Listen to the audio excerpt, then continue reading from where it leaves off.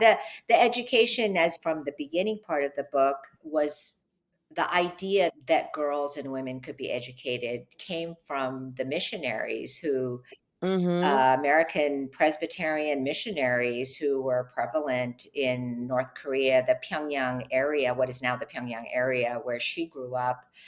And if it wasn't for their belief or idea that girls could have an education, I don't think she would have traveled the path that she traveled over the course of her life. And her mother understood essentially, I think that's what her daughters needed. And it was sad that she sent all her daughters away.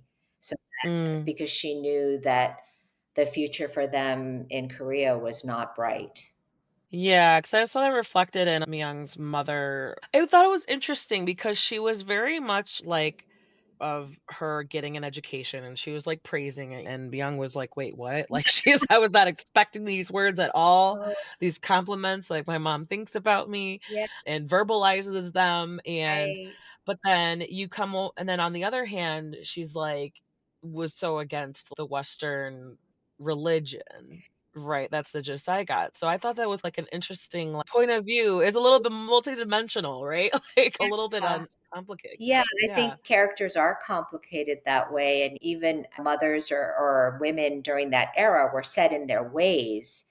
But I think the idea that her daughters could have a chance somewhere else, and if it was Yeah. through education, she would give her daughters up for that. And it Mm. wasn't purely for education. I think it was also for economic reasons because they lived in a Mhm. poor rural village. It wasn't, and her husband slash father of her children, he was quick to marry her off, and that was sort of Yeah.